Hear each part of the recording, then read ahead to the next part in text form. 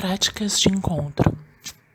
O grupo Práticas de Encontro desenvolve trabalhos a partir dos cruzamentos epistemológicos envolvidos em qualquer investigação de produção de conhecimento, cujo recorte se dê a partir do território e suas práticas socioespaciais, seja dentro ou fora dos ambientes institucionais.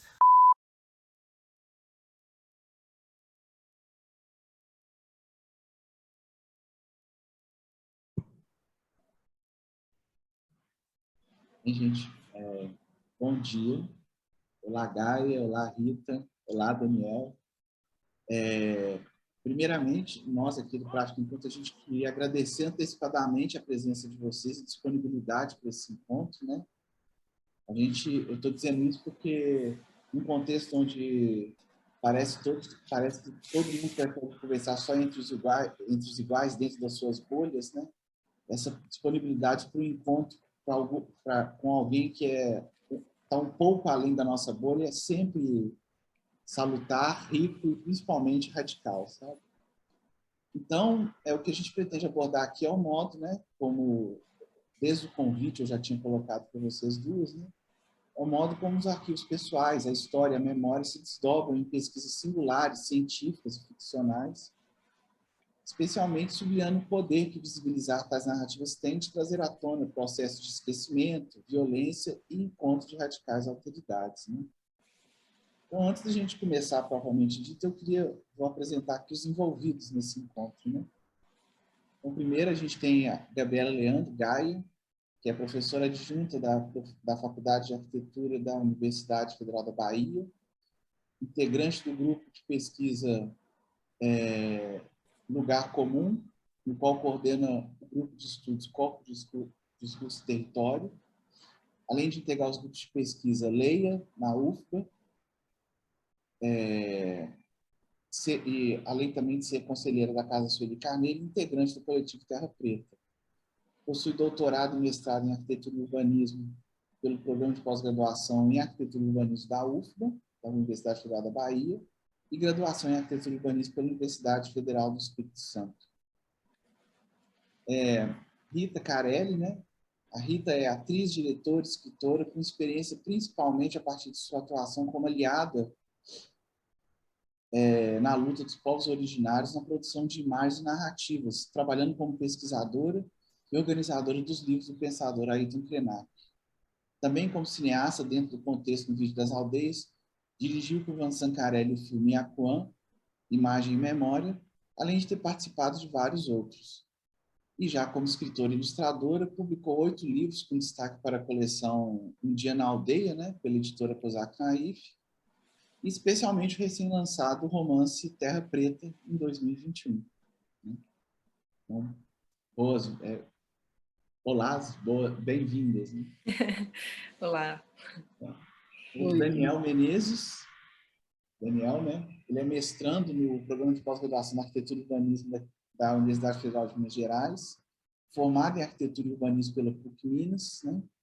Com graduação sanduíche na Escola Técnica Superior de Arquitetura na Universidade de Valladolid.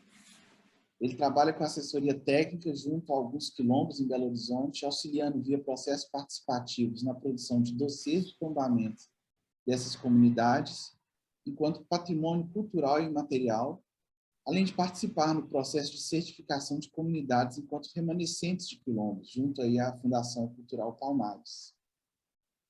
E, finalmente, eu sou professora adjunto na Escola de Arquitetura da Universidade Federal de Minas Gerais, tenho interesse na relação entre narrativa, memória e história a partir de territórios, suas práticas socioespaciais e as imagens, né? E, atualmente, eu coordeno a pesquisa Narrativos Indígenas dentro do grupo de extensão Horário Indígena, assim como participo de outras pesquisas relacionadas à relação entre imagem, memória, violência e futurismo. Então, vamos começar, né? A gente pensou algumas perguntas e vou começar com essa primeira pergunta para a gente começar assim essa conversa. É interessante assim, né, vendo o trabalho de vocês, que vocês começam um processo de uma etnografia de si mesmo, assim, dos espaços que vocês ocupam, que vocês percorrem, né?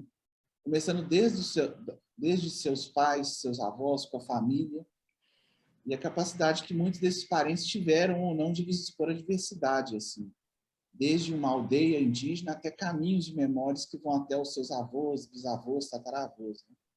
A Rita, num trabalho que se desdobra em filmes, desenhos e romances, hoje ela toma para si a responsabilidade de ser uma diplomata entre o mundo branco e o mundo indígena. E Gaia, num trabalho de redescobrir nas lacunas da história oficial nacional e a partir de conversas com familiares, um arquivo do Brasil a partir da recostura da presença negra, onde se fez tudo para apagá-la. Né? Então, para a gente começar, eu acho que seria interessante, a gente gostaria de escutar vocês falarem um pouco sobre como foi transformar essas relações familiares em trabalho, ou onde começa o trabalho e termina o parentesco, ou onde é que tudo se mistura, né? Ou onde é que onde um afeta o outro, onde um possibilita a criação dessas histórias, né? Então é isso, para a gente começar. Você quer começar, Rita, então? Pode ser. É curiosa essa pergunta, é interessante, muito interessante, que eu acho que se reflete também nos nossos trabalhos posteriores, né? Esses entrelaçamentos de biografia e de ativismo, mas enfim, sem dúvida eu tenho uma inspiração muito grande nos meus pais, né? A minha mãe era uma antropóloga muito original, uma pessoa uma escritora excelente, mas ao mesmo tempo ela teve um engajamento prático na sua vida, assim, né, na luta junto aos povos indígenas, que tomou a frente, né, de talvez uma possível carreira acadêmica que ela pudesse ter trilhado.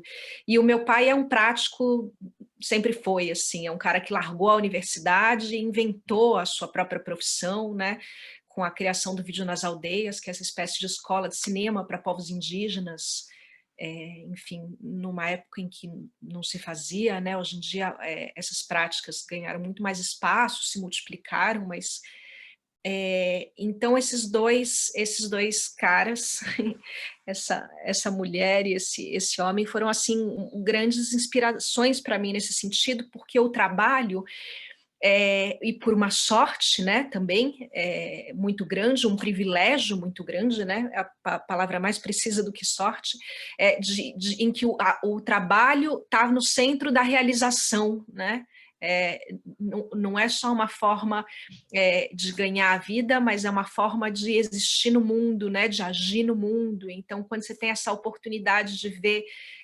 pessoas em que o trabalho está no centro da existência, a gente fica um pouco workaholic, né? A gente fica um pouco colocando o trabalho nesse lugar, assim, nesse lugar que é a nossa interface com o mundo, com as coisas, né? Nesse espaço de construção de sentido mesmo, né? Então, tá bem misturado, na verdade, a biografia e o trabalho aqui, né? Apesar de que eu tenho uma derivação, assim, né? Eu comecei um pouco como a minha experiência junto a aldeias indígenas e populações indígenas veio do berço, veio da barriga, veio assim da primeira infância, isso está muito, como a gente conversou bastante, né, na nossa conversa preliminar, tá muito mais assim brincado no que eu sou, né, na minha existência, na minha forma de perceber o mundo, nesse lugar sem filtros ou com outros filtros que é a infância, né? Então, para mim, eu fui muito permeada por essas realidades de uma forma muito profunda, assim. E depois a minha prática profissional não foi imediata junto aos povos indígenas, né? Eu estudei letras na Universidade Federal de Pernambuco, eu fui estudar teatro, eu trabalhei como atriz, eu fui palhaça nos Doutores da Alegria, nos hospitais, quer dizer, eu tive outras práticas, assim, mas de alguma forma essa seara da minha infância, que era essa vivência em aldeias, sempre foi o meu oásis, assim, o meu lugar de maior riqueza, do meu tesouro mesmo, né? E a gente sempre acaba voltando para o que é mais importante para a gente, né? Ainda mais quando os tempos começam a ficar mais agudos, mais urgentes. e que a gente começa a ficar mais velho, começa a se perguntar, mas o que eu quero dizer, com o que eu quero colaborar, onde que eu quero agir, naturalmente as minhas vivências com os povos indígenas voltaram para mim com muita força, e mesmo fazendo coisas paralelas até hoje, acaba sendo sempre o lugar para onde eu retorno e o lugar onde eu quero minimamente colaborar, por mais que você me descreveu como uma diplomata, eu acho que esses mundos precisam cada vez menos de representantes brancos, de intermediários, mas de alguma forma, ainda em algum lugar, ainda eu acredito nas parcerias, eventualmente elas fazem sentido e podem levar a outros lugares, então eu estou humildemente nesse lugar.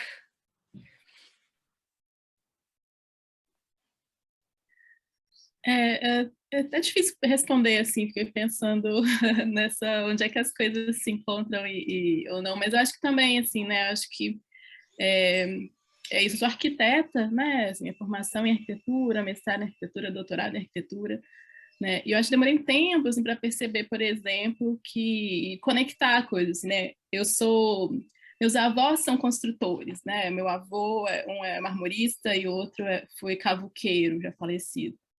E também assim, assim, para além dessa investigação de arquivo, né? Assim, que eu acho que é o que eu neste momento estou me detendo mais, assim, nos últimos anos, eu acho que tem outros lugares, assim, onde essas histórias familiares e profissionais se encontram, né? E aí, estou falando disso, especificamente dessa relação dos trabalhadores da construção civil, né? Porque é isso, neste momento, assim, talvez um trabalho que se sobreponha do arquivo por exemplo, esse trabalho de reivindicar esse lugar, né, dessa história material da arquitetura, por exemplo, para além de uma história de arquitetos, de escritórios e projetos, né? E aí, esse tem sido, por exemplo, um projeto, talvez o último projeto, assim, mais recente, em curso, assim, que eu tenho realizado com minha irmã, que é formada em Direito, mas trabalha muito com mediação de conflito, mediação familiar. A gente começou a pensar, cara, bora mobilizar tipo, as nossas questões, aquilo que é mais urgente, né? Eu acho que tem essa questão do tempo também, assim, como a Rita falou, né? Eu comecei trabalhando em outros projetos, em outras pesquisas, enfim, e chega uma hora que você para, assim, né? E, cara, o que é mais urgente, assim, das questões, talvez, que estão aí e que a gente precisa articular, de alguma forma, e construir, né, a partir delas também, com elas também, né? Então, para mim tem sido um trabalho dos últimos anos, assim, talvez dos últimos 5 anos, assim, né? Um trabalho muito mais longe que isso, esse de pensar essa produção, né, profissional, esse trabalho, enfim, como pesquisadora, ou como arquiteto, nessa interface agora, esse trabalho dos avós, a gente está preparando para a Bienal de Arquitetura que começa semana que vem, né?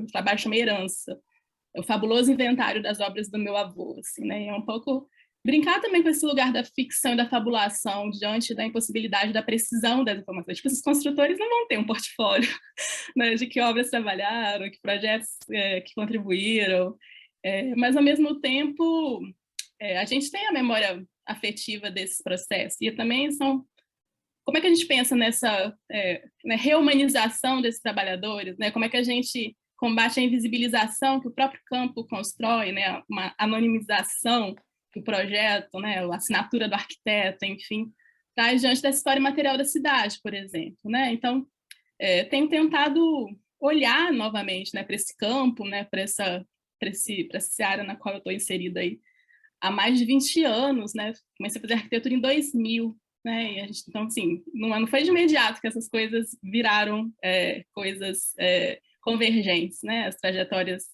familiares, embora sempre muito informada, né? Por essas questões, muito afetada, assim, né?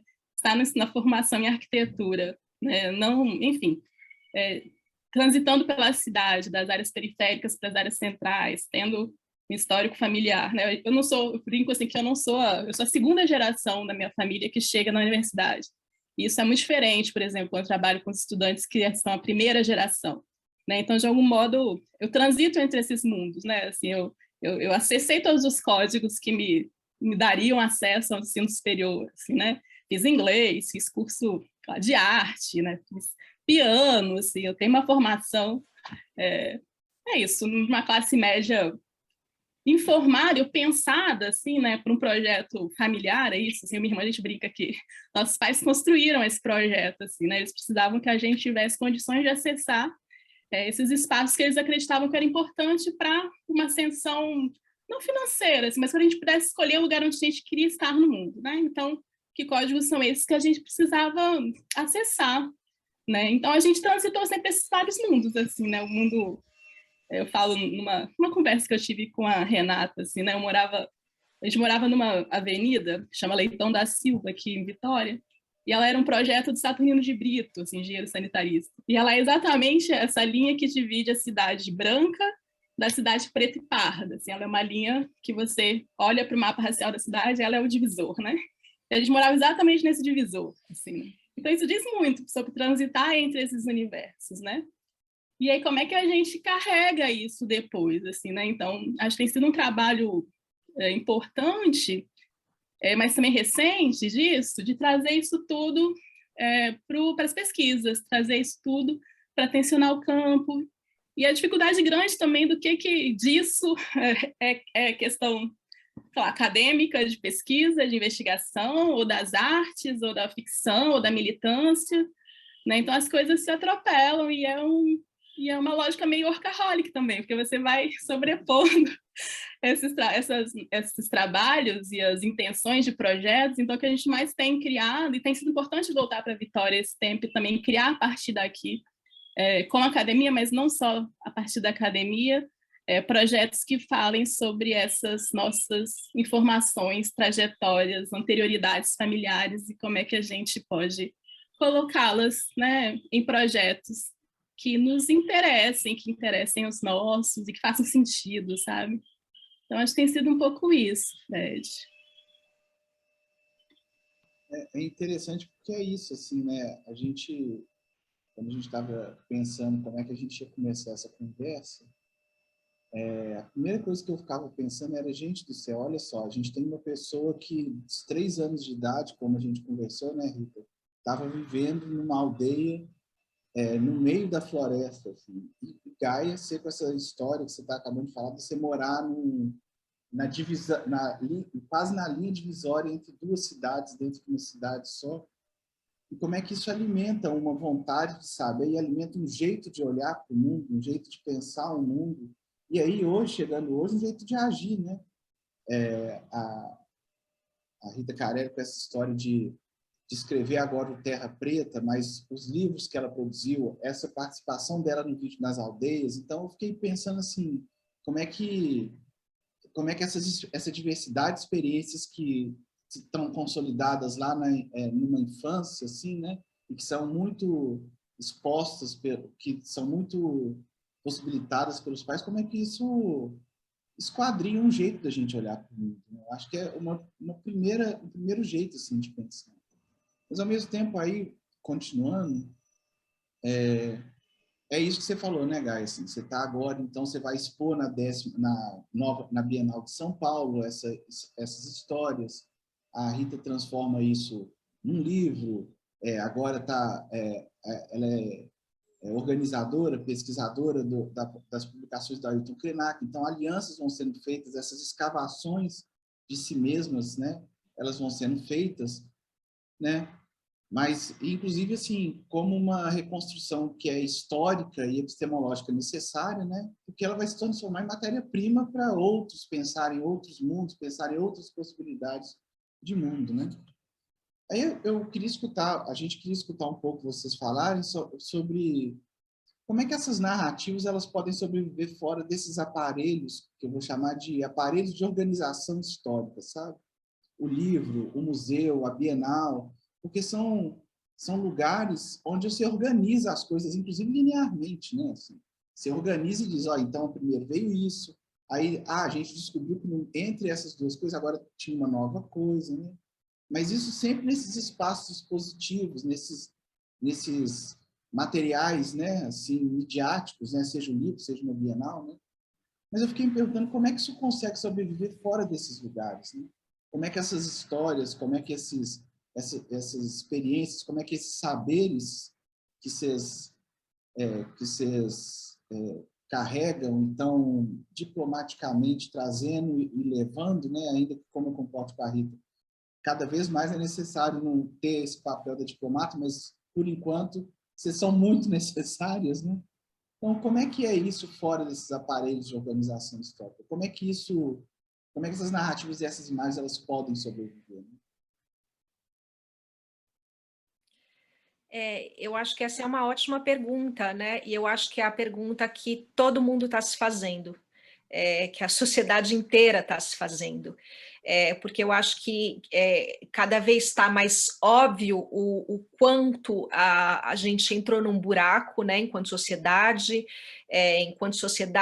cujo pensamento branco, europocêntrico é dominante, e o quanto essas narrativas estão esgotadas, né, e o quanto o planeta está esgotado, e o quanto essas outras narrativas, essas narrativas ancestrais, indígena, da negritude, de povos que tiveram desde sempre outras relações com o planeta e que, né, não estou falando de um lugar de pureza, né, isso tudo com um dinamismo, um hibridismo doido ao longo, na contemporaneidade, mas o quanto que o quanto que a gente está precisando olhar para essas outras narrativas para tentar minimamente tirar a cabeça do buraco em que a gente se meteu, né? Porque a gente não está sendo capaz de apresentar respostas. Então, a grande pergunta, eu acho, é essa, é claro que o espaço das artes acaba sendo um espaço primeiro, porque é um espaço mais permeável, é um espaço em que essas outras narrativas, essas outras estéticas, essas outras histórias podem chegar primeiro, né? Seja através das exposições de arte, da produção da arte contemporânea, da literatura, do cinema. Então, agora a gente está vendo uma chuva, né, de produção ou de olhar para essas produções que já estavam aí, mas eram invisibilizadas. Lembrando que essas estruturas também são muito colonizadoras, né, muitas vezes. Então,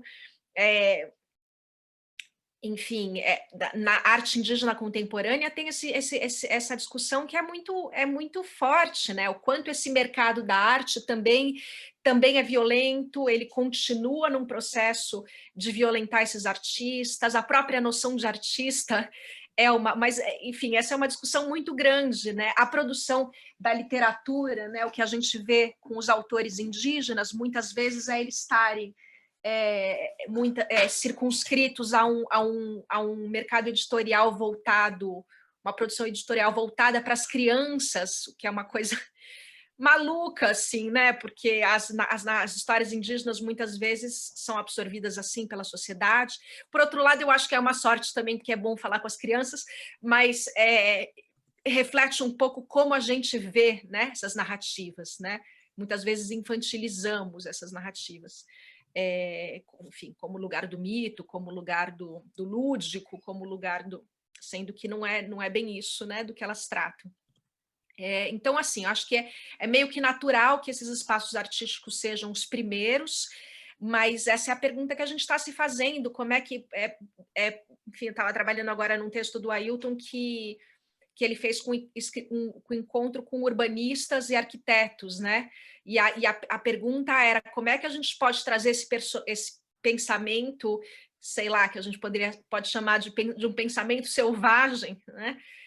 No melhor sentido da palavra, para dentro do pensamento urbanístico, para dentro da produção urbanística, né? E eu acho que as pessoas que estão mais antenadas com essa necessidade de mudança, estão se fazendo essa pergunta em todas as áreas, em todos os campos, mas não é óbvio, porque as nossas estruturas são muito rígidas, são muito violentas, são muito colonizadoras, e a mesma coisa dos museus, por exemplo, né? A gente os artistas indígenas estão indo para dentro dos museus, para dentro das bienais, e a gente se pergunta, mas como é que a gente pode indigenizar um pouco os museus, e não apenas colocar os artistas indígenas dentro dos museus, né? Ou como numa discussão sobre arte contemporânea no Goethe, de um grupo de estudos que tinha um tempo atrás, que estava a Sandra Benites, Ailton Krenak, Denilson Banil, a todos, as exposições eram exposições de PowerPoint de 15 minutos, em que quer dizer, tudo bem, são pessoas que dominam esses códigos já, né? Tinha artistas que nem tanto, mas você já pauta a produção por um certo tipo de arte que vai ser absorvido por o mercado, você já reduz o encontro a um tipo de exposição que tem talvez um ranço acadêmico que a gente reproduz.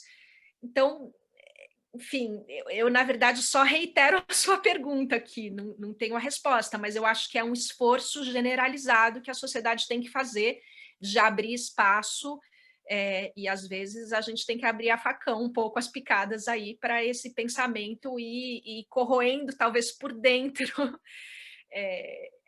essas estruturas todas. Eu fico pensando assim que tanto você falou das artes, mas eu acho que eu incluiria até a academia também, assim, nessa sua pergunta, né? Assim, eu não vejo muito como fim, sabe? Acho que esses projetos, pesquisas, assim, acho que o fato delas estarem nesses espaços, né? Acho que eu sem ilusão nenhuma de que esses espaços, enfim, não estejam, né, organizados dentro das mesmas lógicas coloniais e também sem achar que a existência desses projetos ou pesquisas, né, nessas instituições é o objetivo final, assim, né, desses trabalhos, ou desse investimento, né, de pesquisa, de investigação, de mobilização de pessoas, de constar narrativas, assim, né. Eu fico bem atenta a isso, assim, mas também, talvez neste momento agora, também acho que é um lugar importante, sem deslumbramento nenhum, assim, de também estar disputando por dentro, né, assim, se não por dentro das estruturas efetivamente, que eu acho que isso depende de outro também, né, engajamento, assim, de se dispor a estar dentro dessas instituições, não apenas como artistas ou pesquisadores, mas construindo essas instituições. A universidade talvez um pouco diferente, né, porque eu acho que esse corpo docente da universidade também constrói institucionalmente essa instituição, né, mas nos espaços de arte eu acho que o que eu tenho pensado é da importância de estar nesses espaços para tensionar, borrar um pouco essas narrativas, né, mas também entendendo perfeitamente que a gente está no momento onde essas narrativas, né, que não estavam antes, enfim, estão sendo acolhidas, porque é importante para as instituições que elas apareçam, mesmo que isso não mude nada a forma como as instituições se organizam e se estruturam, assim, bem atenta a isso, mas pensando que, enfim, é o momento de talvez conseguir fazer com que essa conversa chegue a públicos que não chegavam antes, né?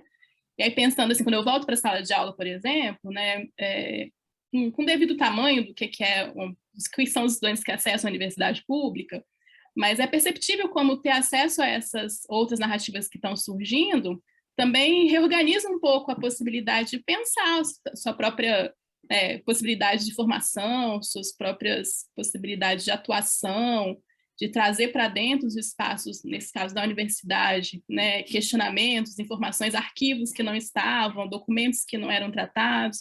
Então, eu acho que tem uma importância, mas sem deslumbramento, assim, sem ingenuidade de que essas instituições, nossa, finalmente estão reconhecendo.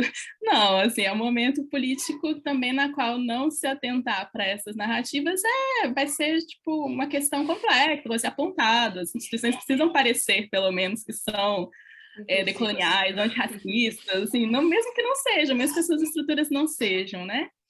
Então, fico pensando que, assim, não tenho resposta, assim, né, como fazer que isso sobreviva para além desses espaços, para além, mas eu acho que é um momento de atenção, acho de aproveitar também a possibilidade de conseguir ter acesso a esses espaços, acesso a algumas estruturas, mas sabendo que elas não respondem a lógicas que a gente imagina que seriam coerentes com as questões que a gente está trazendo,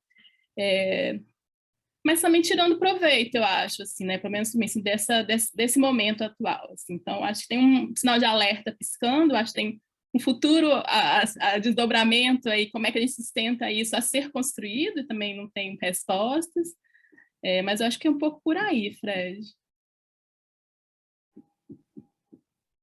Pensando como que essas narrativas, né, seja dos alunos negros, dos estudantes ou dos indígenas, para além desses espaços institucionais, do museu, do livro, da arte, eu queria perguntar para vocês como esses indígenas e os negros eles têm retomado essas imagens e essas narrativas, né? Pensando muito nessa perspectiva, depois que a gente sai do território e volta para casa, né? Embora talvez Rita esteja mais em casa nas aldeias do que em São Paulo.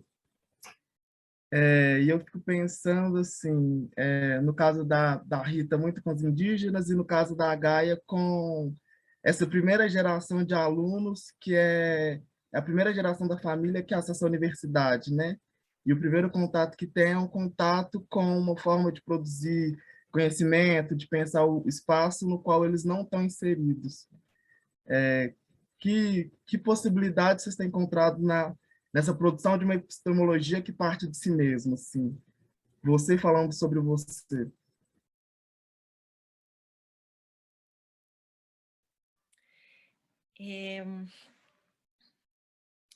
Pensando um pouco, tem várias camadas aqui, o que você perguntou. Eu acho que tem a primeira parte da pergunta, né? Como os indígenas veem isso, ou como, né?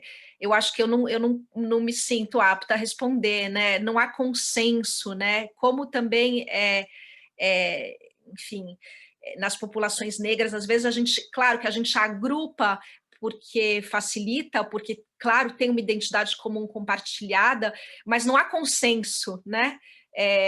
São pessoas, são indivíduos, são grupos, são coletivos que têm cada um suas questões próprias, a sua leitura do momento que a gente está vivendo. Então, você tem, né, eu tenho contato, eu tenho amigos desde indígenas urbanos que estão ali, que estão plenamente participando dessa produção intelectual, cultural e da demarcação desses espaços, e eu tenho contato com indígenas como Zenauenê, que mal falam português e que estão mal assim, conectados com o movimento indígena nacional, porque estão numa situação outra de acesso, enfim, num outro momento do seu processo histórico de contato com a sociedade nacional. Então, assim, não, é impossível, eu acho, assim, enfim, ainda mais dizer por eles, e por eles quem, né? Eles são muitos. Então, essa é enfim, seria a primeira não resposta à sua pergunta. E sobre essa devolução dessas imagens, né? Tem uma coisa, acho que tem uma coisa de duas mãos, se eu compreendi bem a sua pergunta, né? Tanto para eles quanto para a gente, quando a gente participa dessa produção e depois se retira de alguma forma, né? A gente está trabalhando diretamente, assim, agora no Vídeo nas Aldeias, com essa questão da devolução das imagens, né?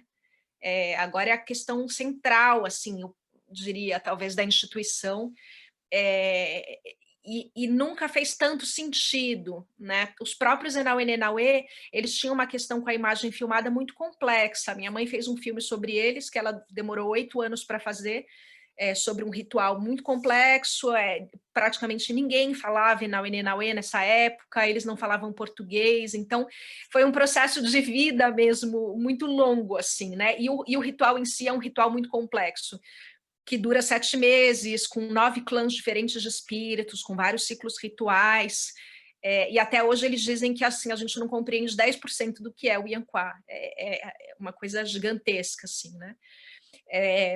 Mas, enfim, ela teve muita dificuldade porque não podia ter imagens de pessoas mortas no filme. Então, cada vez que uma pessoa morria, essas imagens tinham que ser substituídas, né? E é praticamente um trabalho impossível se você quer fazer um trabalho audiovisual, né? Porque é fixar imagens, né? Mas, enfim, isso tudo fez parte do processo dos anos de aprendizado e tal. Um dia o filme ficou pronto e foi fixado, né, na sua forma. Hoje em dia tem muitas pessoas que já morreram no Ianquá. Eles já mudaram, de alguma forma, a relação deles com isso, mas o filme não era assistido publicamente na aldeia, mas eles reconheciam muito a importância do filme, e eles sabem que esse filme abriu portas para eles no sentido de apresentar a cultura em espaços que eram importantes para eles e que eles não conseguiam minimamente fazer um resumo de tradução. Então, o filme, eles se utilizaram muito desse filme, mas ele tinha contextos específicos para ser usado, né? E de lá para cá a gente produziu 30 anos de imagens sobre eles, e hoje em dia eles querem ver as pessoas que morreram, eles querem porque eles estão numa crise de uma geração que já se foi, que então ali tem registros importantes para a cultura deles, que eles precisam, que eles querem ter resgatado. E assim a gente está vivendo com várias populações indígenas que querem de volta os materiais que foram feitos em VHS, mini DV e tal. Então a gente está num processo assim super complexo de digitalização e devolução caríssimo, sem dinheiro, enfim, dessas imagens.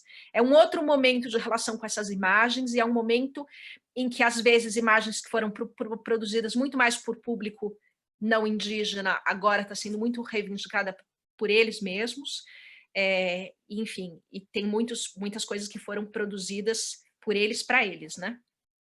Eram quase duas produções paralelas. Mas, então, tá num momento muito importante isso, as imagens, a reapropriação das imagens, o trânsito das imagens entre mundos e tal.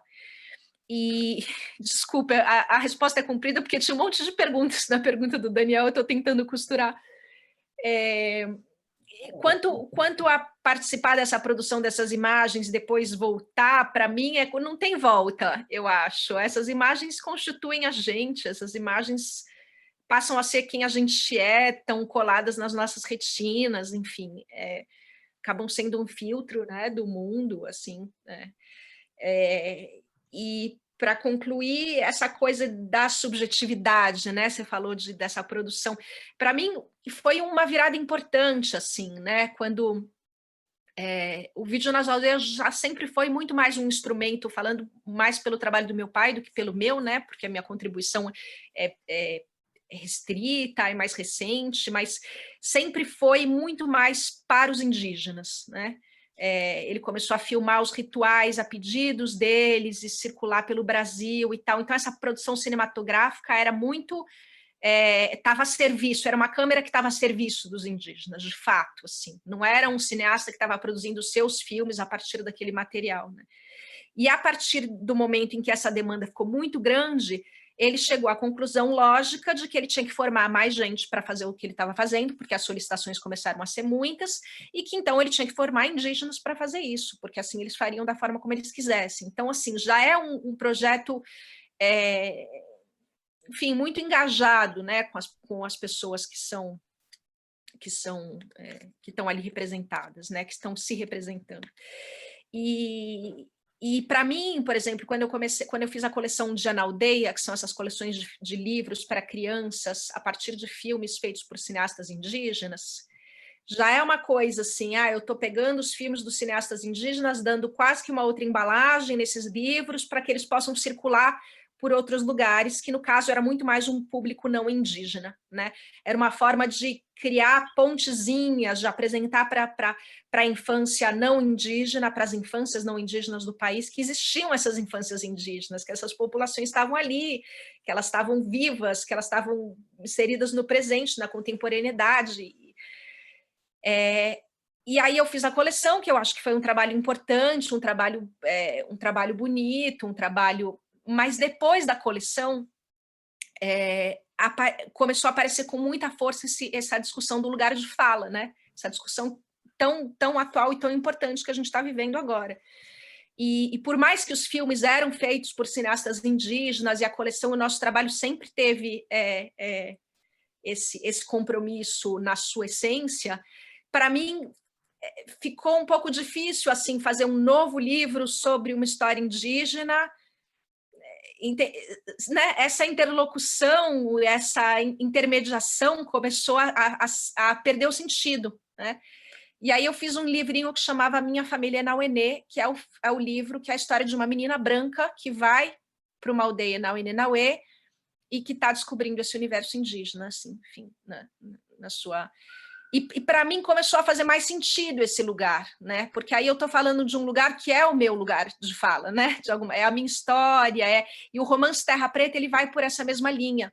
É uma jovem branca que descobre o universo alto-xinguano e com toda, descobre, entre aspas, né, já é uma palavra complicada, mas ou entrever por uma fresta, talvez, né, porque o que ela não sabe é explicitamente muito maior do que ela sabe, e está ótimo, mas, enfim, tem um contato, tem uma aproximação, tem um encantamento, tem uma... então, a minha produção pessoal, digamos, ficou muito mais nesse lugar. E que eu acho que pode servir, talvez, para algumas pessoas, né? Porque ela faz esse passeio desse ponto de vista específico, que pode ajudar, talvez, um leitor não indígena a passear por esse mundo, né? E aí, paralelo a isso, tem essa produção de parcerias, e que aí eu estou muito mais colocando a minha mão de obra a serviço de outras vozes, dessas vozes indígenas, de outras formas.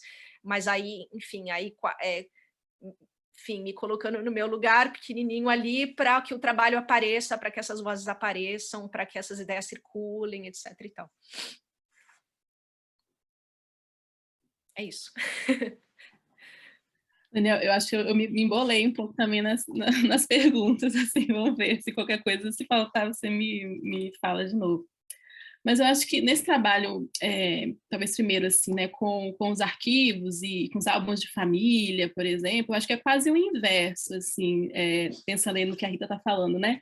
São imagens, por exemplo, que não circulam, né, pensando nos espaços acadêmicos, né, voltando para esses lugares da produção de arquitetura e de urbanismo, enfim. Então, quando a gente acessa esses arquivos familiares, fotografias, documentos, recibo de obra que trabalhou e tal, é quase o inverso, é trazer para um lugar de visibilidade uma narrativa sobre essa história material da cidade, da arquitetura, ou a disputa por terras, né, assim, pensando aí nesse século XIX, que é o que me interessa pensar do XIX em diante, assim, de coisas que não são tratadas a partir dessa perspectiva nos espaços onde, né, enfim, eu tô inserida, sobretudo, na academia, assim, né? Então, tem sido interessante, assim, pensando alguns estudantes, e aí são estudantes que vêm dessa primeira geração, a maioria, assim, e que acessam a universidade, mas que também vão para o mestrado, que também vão para o doutorado, e que começam a mobilizar essas informações até então, né, privadas, familiares, esses documentos que não estão nas instituições, né, de memória, de arquivo, né, e colocam, né, esses documentos, né, como a principal fonte dos seus trabalhos, assim, né? E aí tem sido muito interessante, assim, ver isso que não estava, né, nesse lugar da visibilidade, assim, né? Então, tem sido bem importante, mas também tem sido um trabalho também super delicado, né? Acho que na outra conversa a gente comentou um pouco, assim, porque são histórias familiares, né, e que também são atravessadas por todas as histórias de violência, né, dessas trajetórias familiares, né? Então tem um trabalho delicado também, que é isso, assim, né, como talvez colocar, né, para circular essas imagens, né, documentos, informações, né, entendendo essa negociação que é sempre necessária e importante fazer com aquilo que é privado, aquilo que é de universo familiar, também extremamente marcado por uma série de crivos, assim, né? E o que é da alçada da publicização e o que não é da alçada da publicização, né? Então tem sido importante, mas também sempre delicado, né? E aí, pensando até nessa proposta, né, da Bienal, assim, que para além da exibição, a ideia é construir um arquivo também, assim, né? Convidar que a gente está chamando, né, os herdeiros dos construtores, para compartilhar também histórias, né, documentos, informações sobre esses construtores, no sentido de construir um arquivo compartilhado, né, desses trabalhadores anonimizados pela história, né? E aí tem sido muito interessante, assim, as pessoas que a gente tem acessado, e sobretudo as pessoas que eu tenho acessado a partir desse lugar da universidade mesmo, assim, né? E aí eu acho uma coisa, né, pensando, eu gosto muito da aula para o primeiro semestre, né, que é quando você consegue ver quem está chegando, assim. E aí tem coisas extremamente interessantes também, assim, de como é que, aí talvez já dialogando com a sua segunda pergunta sobre essa dimensão espacial, né, assim, como é que é entrar numa universidade, né, ou está inserido num campo onde, a depender, né, de como é que essa abordagem é feita, é quase o contrário de tudo que espacialmente, né, materialmente, né, muitos dos estudantes, aí também acho que não generaliza, assim, porque, sobretudo, acho que com o SISU e com as ações afirmativas, né, os estudantes também vêm de muitos lugares agora, né, então uma coisa são os estudantes da primeira geração, negros, da primeira geração que acessa a universidade numa grande capital, que nem Salvador, né, outra coisa é quem vem lá do interior, assim, né, então, até que espacialidade é essa, assim, né, que realidade dessa natureza material que esses estudantes estão vindo, né, também não tem necessariamente uma única perspectiva, assim, né, são muitos contextos.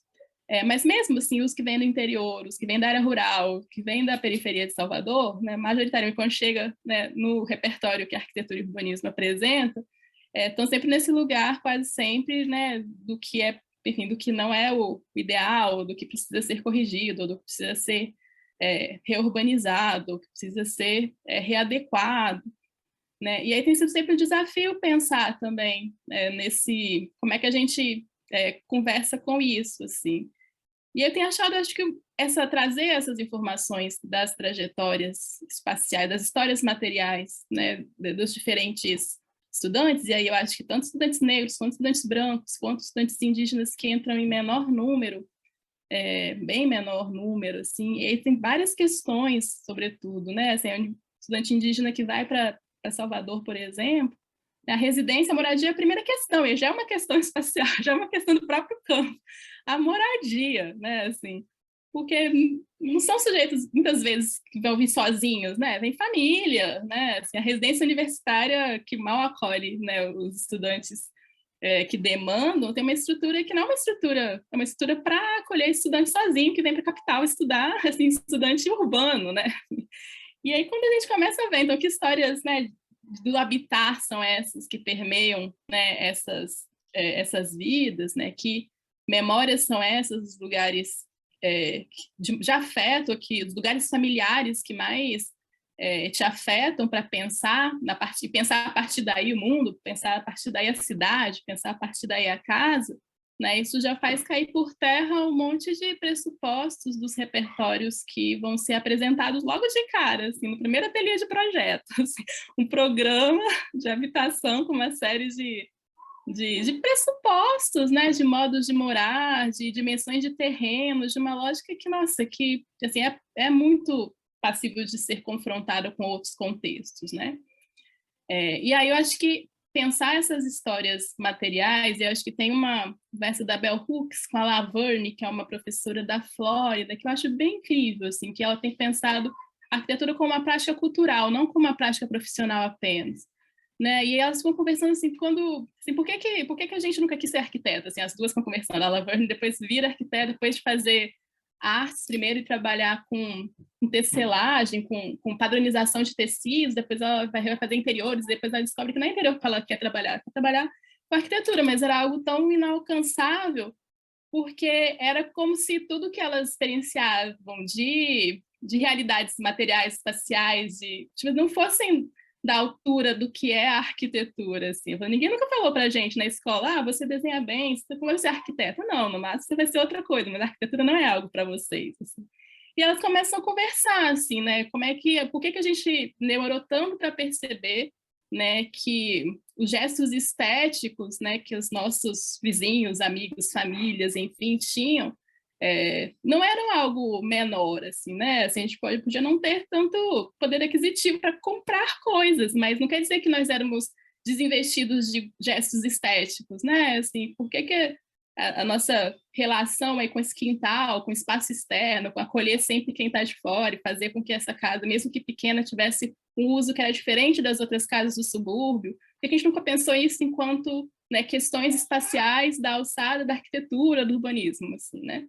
E aí eu acho que é um pouco isso que eu tenho percebido, e eu acho que as trajetórias familiares ajudam a desmontar, né, a partir de como você posiciona essas narrativas, né, assim, confrontando ou colocando aí em relação com as narrativas do próprio campo.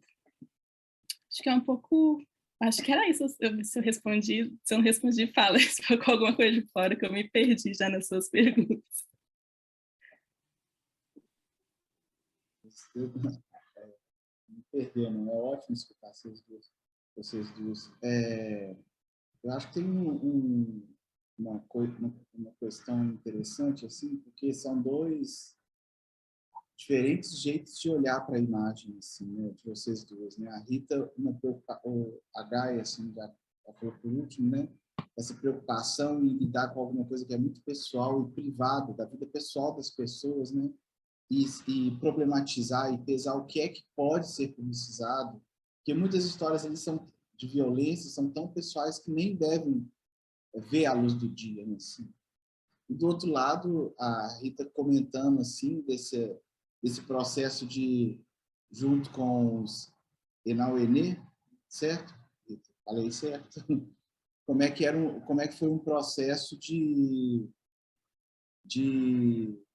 construção conjunta de entendimento da importância da imagem, né? Porque no início não tinha essa vontade de ter a imagem fixada, né, pelo cinema, porque isso para eles significava uma coisa, e como é que ao longo do tempo, ao longo desses mais de 30 anos aí, você foi construindo um outro jeito de olhar para a imagem, né? Mas é interessante nesses dois casos, porque o que eu acho é porque essas imagens, assim, elas não servem tanto para elas se tornarem públicas. Elas, na verdade, servem como um processo de autorreconhecimento desses sujeitos que estão mostrando as imagens, que estão produzindo as imagens, ou que estão lá nas imagens, né? Então, eu acho interessante porque existe uma certa obsessão, eu acho, por causa existe uma obsessão, eu acho, de tudo necessariamente ter que ser documentado, tudo necessariamente tem que estar organizado, tudo tem que estar exposto, tudo tem que ser tornado público, né? E que, na verdade, nem sempre é assim. Tem muita coisa que não é mesmo para a gente saber.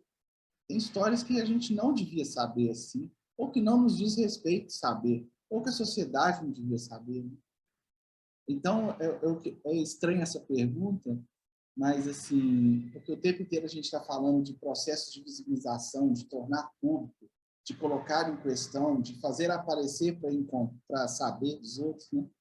E a gente está o tempo inteiro querendo falar do encontro, né? Eu queria escutar vocês falando sobre isso, assim, de não encontrar, né? De manter guardado, de manter escondido, de manter ali, assim, distante do olhar dos outros, né? Eu acho que essa é uma grande questão para a gente também em relação ao acervo, né? Esse acervo dessas imagens, esse acervo de quase 400 horas de material audiovisual de povos indígenas dos mais variados pelo Brasil, que a gente está em nossa guarda hoje, né, de alguma forma. A gente queria ter recurso suficiente para montar de fato um conselho indígena para gerir esse arquivo e ter uma nuvem que o Google desse para a gente, uma nuvem limitada para o cinema indígena, para a gente pendurar tudo e eles terem acesso online que não dependesse dos HDs que vivem... mas principalmente para discutir e definir uma política de uso dessas imagens, né? Por que a indígena tem que ser público? Por que a indígena todo mundo tem acesso, todo mundo pode reproduzir, todo mundo não pode? Inclusive tem muitos tabus ligados à imagem dentro dos próprios grupos étnicos, então tem coisas no ritual que eles filmaram porque eles quiseram registrar, porque era importante para gerações futuras, ter registrado para saber fazer, mas que só os homens podem ver, ou que só as mulheres podem ver, ou tem questões agora com os Enauenê, né, esse dilema dos cantos do Ianquá. Então, se você tem gravado os cantos, por um lado, é maravilhoso, porque é uma salvaguarda de um conhecimento que é importante, mais do que importante, um conhecimento que é central na vida deles, porque define a existência deles no mundo, mantém o mundo espiritual com o mundo material equilibrado, mantém a Terra girando, assim, realmente assim, uma questão de vida ou de morte, né? Não é um adorno, não é um... Mas esses cantos, eles têm, enfim, como como em todos os lugares, eles têm uma política de aprendizado, tem uma relação de mestre e discípulo, você tem que pagar por esses conhecimentos, você tem que fazer uma roça para o teu mestre, você tem que alimentar ele, você tem que trazer presente, você tem que, ao contrário do que se pensa, né, sobre o socialismo indígena, que tudo é público, que tudo é compartilhado, não, tem 1000 lógicas de produção, de trabalho, de transmissão de conhecimento, e as coisas todas se pagam, com outras moedas, mas se pagam, conhecimento se paga, né? Você quer aprender, você tem que fazer por merecer. Então, como é que a gente faz com isso? Que agora os meninos podem botar num celular e escutar os cantos, que eles deviam se engajar com outras relações éticas para obter esse conhecimento. É muito complexo, e não pode ser simplificado, né? E essa questão que você está trazendo atravessa tudo, né? Teve essa polêmica na Bienal com as fotos do Verger, né? Enfim, que apareceu imagens que o povo de que o Verger produziu num momento em que ele ainda não tinha o engajamento que ele teve a posteriori com o candomblé e que produziu a pedido de um pai de santo, enfim, tem todo um contexto, mas que ele depois deixou instruções para que essas imagens não fossem mostradas, né, enfim, não tenho os detalhes do desenrolar, mas eu sei que tem uma política ligada ao povo de santo forte sobre essas imagens, de que por que essas imagens apareceram de novo, por que elas estão expostas dessa forma, e sem, ao menos, estar problematizada a exposição dessas imagens, né? Então, assim, isso, e quando você trata de dimensões do sagrado, isso se torna muito, muito delicado, né? Então, sim, eu acredito que nem tudo, a gente está muito acostumado, principalmente uma certa classe média branca, acostumado a ter acesso a tudo, né? A gente não está acostumado a ter, opa, esse espaço não é para você, esse lugar, não sei se você é exatamente bem-vinda, ou que, e a gente fala, como assim, né?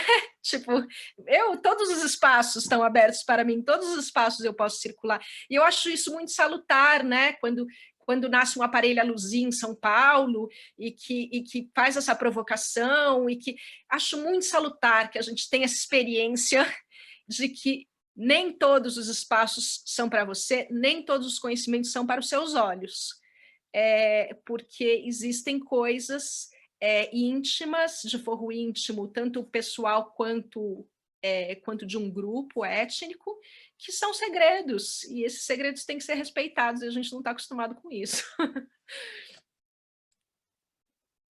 Ótimo, ótimo. Eu super concordo com a Rita, assim, fico pensando até que nesses arquivos familiares, né, é isso, assim, acho que tem sido bom nesse trabalho último agora que eu estou fazendo sobre os meus avós, dividir com a minha irmã, por exemplo, né, mas a gente tem ali, assim, como é que a gente negocia, assim, né, assim, dessas informações de muitas pessoas que já não estão mais aqui, que já foram, como é que a gente constrói quase, assim, um pacto ético, né, assim, com esses sujeitos e com as vidas que essas pessoas construíram, né? Então, por exemplo, né, a gente pega a trajetória, né, assim, do início do século para cá, assim, nossos dois avós, assim, a gente está falando de dois homens construtores, nasceram todos na década de 20, e todos migraram para assim, do interior, ou então de Minas para Vitória, em situações muito, muito difíceis, muito duras, assim. Mas ao começo, quando a gente conversava assim, com um dos avós que ainda é vivo, tudo que ele queria falar das obras que ele construiu, sabe? Assim, tem um orgulho de, assim, apesar da violência, assim, já passou isso, né? E aí, de repente, a gente está lá escavando assim, esse período difícil, essa migração, esse trabalho infantil, né? Que não é nesses termos, obviamente, na plena metade do século, mas uma precarização desse trabalho, uma precariedade do modo de habitar, assim. E de repente não é a história que ele queria que a gente revelasse, assim, né? Então tem sido sempre, eu acho que uma negociação, e é isso, e é muita coisa, gente, assim, assim, isso não é para estar aqui, assim, né? Isso faz parte dessa trajetória de vida, mas como é que a gente honra também essas vidas, né? Assim, o que elas se esforçaram para construir. ponto de vista acadêmico, isso vira também uma super questão ética, né? Assim, como a pesquisadores acostumados a escavar tudo, né? A autopsiar todas as informações, mas como é que a gente constrói um pacto ético com as pesquisas também, né? E aí, entendendo até assim, a opacidade, né? Eu tenho gostado muito de diálogo com Eduardo Illição, que é um pensador martinicano, assim, a opacidade também é uma ética do cuidado, né? Então, assim, aquilo que você revela, o que você não revela, tem a ver também com como é que você cuida daquilo que você também está mobilizando, né? Então, todas as conversas que eu já tive com pesquisadores que estão mobilizando arquivos familiares, sobretudo pesquisadores negros, negras, elas são super delicadas e super violentas, assim. Então, a opção do que vai para a pesquisa, para a tese ou para a exposição, né, ela é uma decisão, né, muito pensada e muito trabalhada a partir, bom, que pactos éticos a gente vai construir aqui. Né? Porque a gente pode falar de violência sem necessariamente ficar né, expondo todas as nuances dessas histórias, dessas trajetórias. Então, assim, como é que a gente fala disso respeitando os limites, né, com esses arquivos que a gente está mobilizando e as pessoas que estão envolvidas nele, né? Como é que a gente não... Acho que eu falei isso na outra conversa, né? Tem outra pesquisadora estadunidense que eu gosto muito, que é a Saidiya Hartman, que é pesquisadora de arquivo, que investiga sobre a morte de uma jovem no final do século XIX nos arquivos do inquérito policial que foi instaurado. E é uma grande questão para ela, como é que trazê-la de volta, né, matá-la novamente, assim, né? O que é trazer essa vida, essa morte, né, nos seus detalhes, de todas as informações que esse inquérito vai trazer da violência dessa morte, significa, né, nessa discussão que a gente está construindo em torno, né, dos apagamentos, das lacunas, mas que não seja necessariamente reproduzir, repetir essa morte, né, de uma forma, enfim, descuidada. Né? Então, eu acho que essa relação entre o que aparece, não aparece, o que é revelado, não revelado, eu acho parte por uma ética do cuidado, eu acho, assim, né, que a gente negocia e constrói com os arquivos e com as pessoas, né, assim, e eu acho que é um pouco isso, assim. Eu achei interessante, assim, esses dois termos, assim, que vocês usaram, esses dois termos não, esses lugares que vocês chegaram nas suas falas, que é preciso ter muito cuidado com essas imagens para não repetir uma morte, né? Então, não trazer de novo um trauma, né? A pergunta, então, é como é que você faz essas imagens, em vez de repetir uma morte, na verdade, elas poderem apontar para uma outra vida, uma vida, né? Assim. E achei também interessante quando a Rita fala assim que as imagens não são para qualquer um, você tem que lutar por elas, tem um processo envolvido na escuta e ao ver essas imagens que você precisa fazer por onde, você precisa fazer merecer elas. Né? Eu estou comentando isso porque a gente estava conversando assim, e eu fiquei lembrando muito de um livrinho que é bem antigo já de 88, que é da Spivak, né, sobre o que é o pódio subalterno falar. Né? E como é que naquele contexto, né, a ideia do pódio subalterno falar é porque você tinha mulheres indianas, né, que não podiam se autorrepresentar num contexto de violência patriarcal intenso, assim, né, bem violento. E aí o que o livro colocava o tempo inteiro era a necessidade, né, não a necessidade, mas ele terminava dizendo da impossibilidade dessas subalternas poderem falar, porque elas não detêm os meios de divulgação, os meios de produção e divulgação de si, da sua imagem. Né? Mas é interessante escutando isso vocês falando isso, porque nós estamos, eu acho que agora, armados com celulares, numa pandemia armado de lives, né? De repente, não é que todo mundo pode falar, mas isso multiplicou a possibilidade de quem é que pode falar, ainda que não seja todo mundo, né? A gente não pode esquecer que mesmo que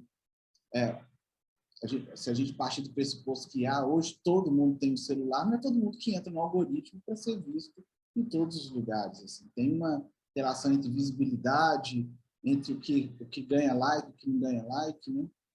Mas eu achei interessante isso assim de como é que num contexto como o atual, onde tudo tem que ser compartilhado, tudo tem que se tornar em conteúdo, tudo tem que passar pelo algoritmo, né?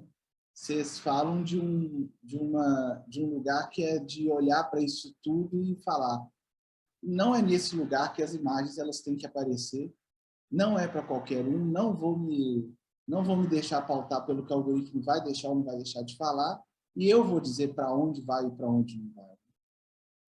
Então, eu fiquei pensando assim que... e aí é interessante como é que vocês colocam assim, como é que essas falas expressivas, essas imagens expressivas, né? Elas têm com quem falar, assim, mas tem sempre com quem elas falam, nunca é qualquer pessoa. São pessoas que ou merecem, como a Rita falou, né? Ou são pessoas que, através de um impacto aí, né? Elas não vão repetir essa morte, né? Então,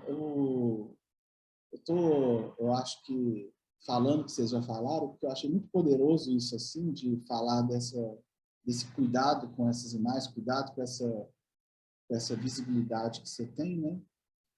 Mas, porque eu acho que... Como é que eu posso colocar? Eu acho que nessa discussão, assim,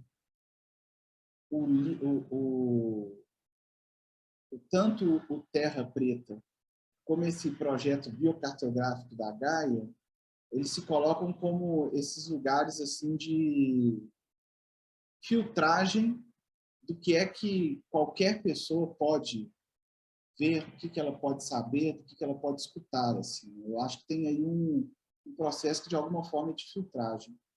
Então, eu fiquei pensando assim que, nesse processo, colocando o livro o Romance Terra Preta, ou colocando esse... sem ter visto, Gaia, se você me permite, mas pensando nessa biocartografia que vai ter lugar nessa exposição da Bienal, né, que você acabou de falar, eu fico imaginando, então, como é que elas saem de um lugar de...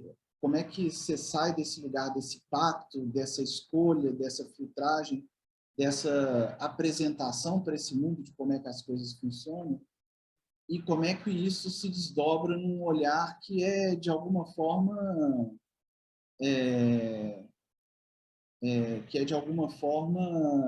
especulativo, assim.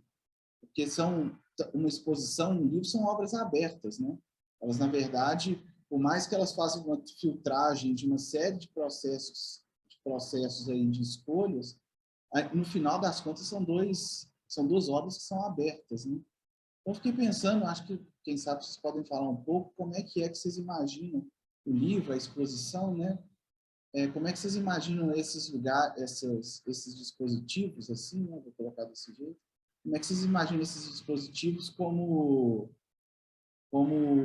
elementos como produtos desse cuidado que vocês têm com essas imagens dos outros, com essas narrativas dos outros, assim?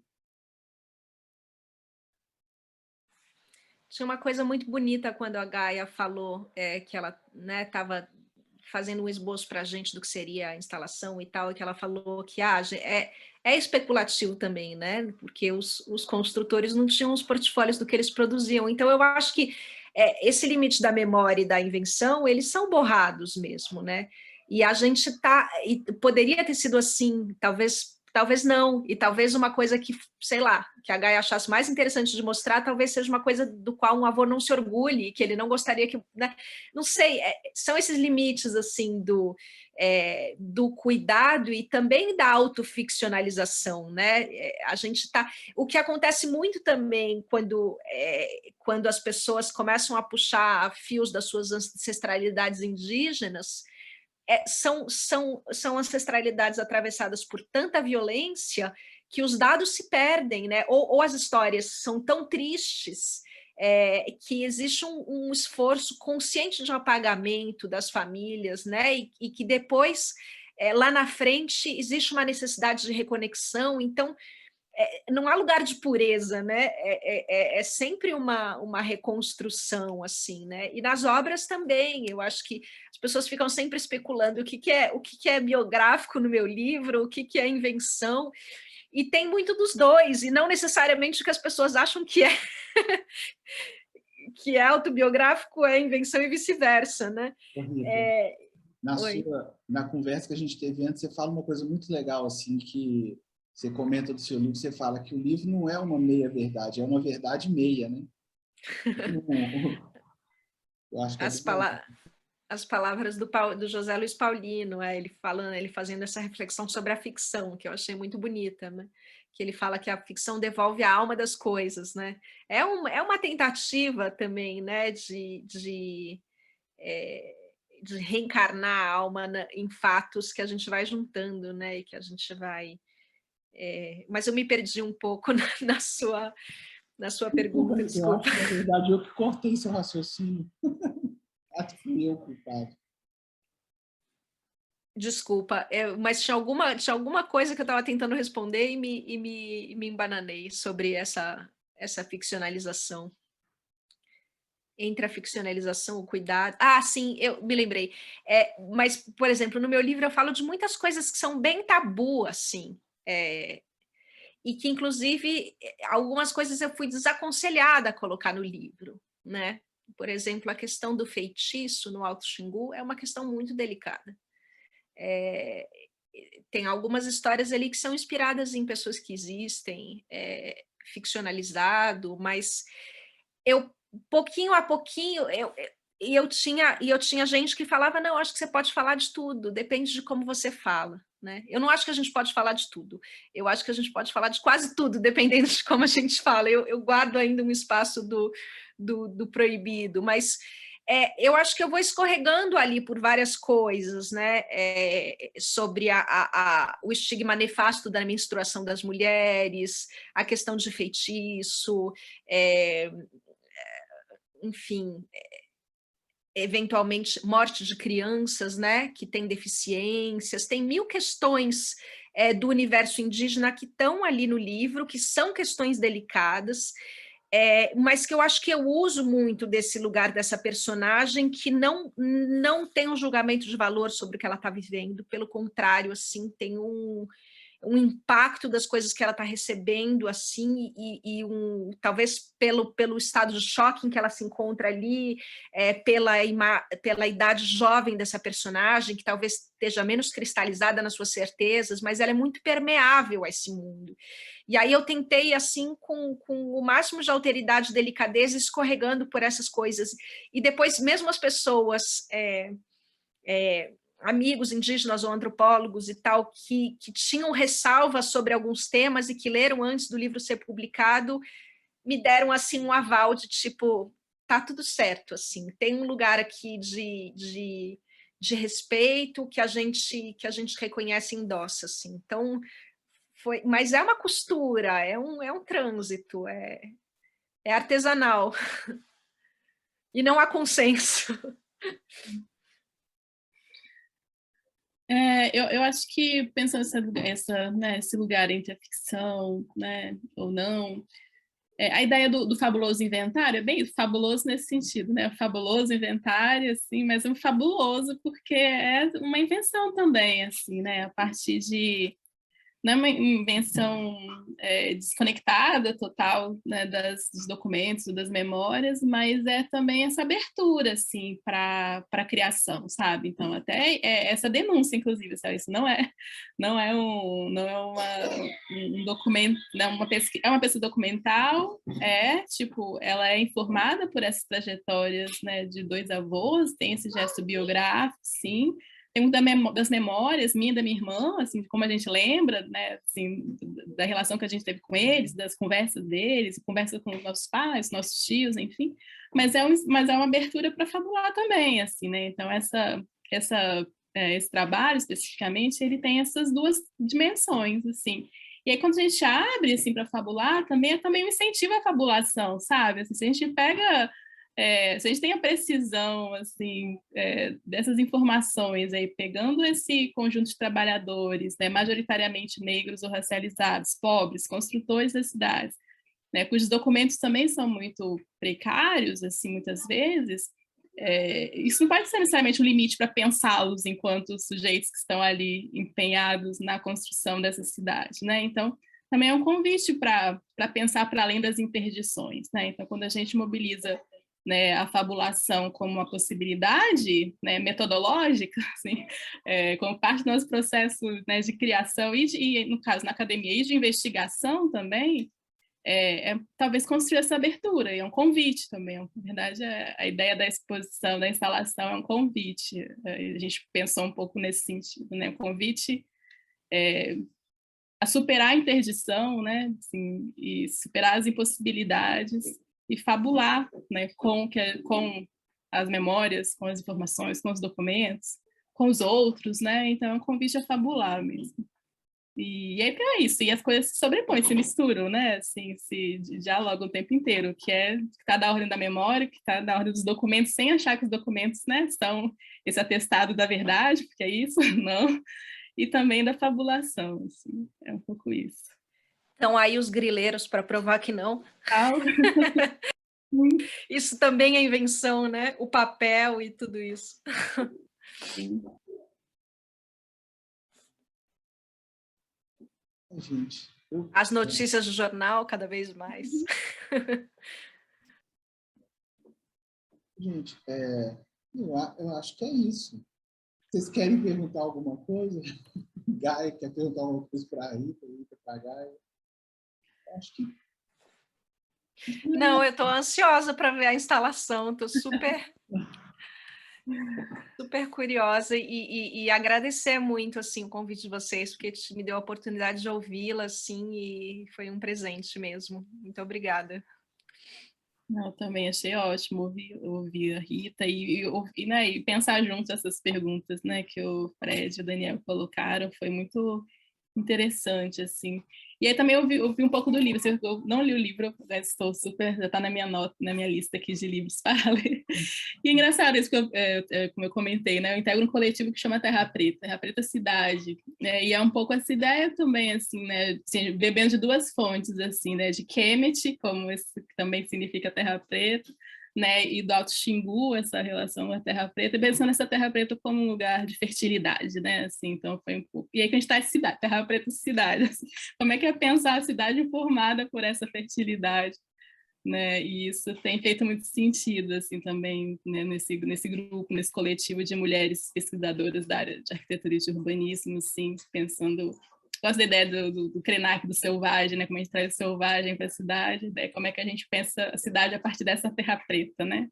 Eu acho que fiquei feliz também de te ouvir mais assim, sobre o livro, sobre as questões, porque eu acho que tem vários diálogos aí. Daniel, você quer falar alguma coisa? Só agradecer a oportunidade de escutar vocês duas, foi bem joia. E também estou ansioso para ver a exposição, Gaia. Obrigado, gente. Obrigada, gente. Eu vou estar em Vitória, Gaia, daqui a pouquinho. Quando? Eu vou passar uns dias com o Krenak e aí eu vou para Resplendor, né? Aí eu vou por Vitória. Eu não conheço Vitória, eu nunca fui por Vitória, então aí dia 15 acho que eu vou ficar em Vitória e vou ficar o dia 16 em Vitória e depois eu sigo para a aldeia para poder conhecer vamos conversar, então, 15 de junho? 15 e 16 de junho eu vou estar lá. Estarei por aqui, vamos se levar para conhecer Vitória. Outras vitórias dentro de Vitória. Tá ótimo. E se bobear, ainda ganhar autógrafo no livro, hein, ó. Vou estar com a minha pequena, vou carregar debaixo do braço. Gente, então, muito obrigado. Queria agradecer mesmo assim, pela disponibilidade, pela abertura. Foi ótimo essa conversa. As conversas anteriores já tinham sido ótimas, mas foi muito bom escutar vocês duas e eu e o Daniel, a gente poder pensar essas questões e escutar vocês sobre elas. Foi muito bom. Então, mais uma vez, muito obrigado. Tá? Muito obrigado mesmo. Obrigada a vocês, gente. Um bom dia. Bom dia. Tchau. Tchau. O grupo Práticas de Encontro é formado por Frederico Canuto, Amanda Sica, Daniel Menezes, Everton Jubini e Juliana Marques, julho de 2022. Com o apoio de Universidade Federal de Minas Gerais, Pós-Graduação em Arquitetura e Urbanismo da Universidade Federal de Minas Gerais, FAPEMIG, CNPq e CAPES, uma realização dos grupos Narrativas Topológicas e Práticas de Encontro.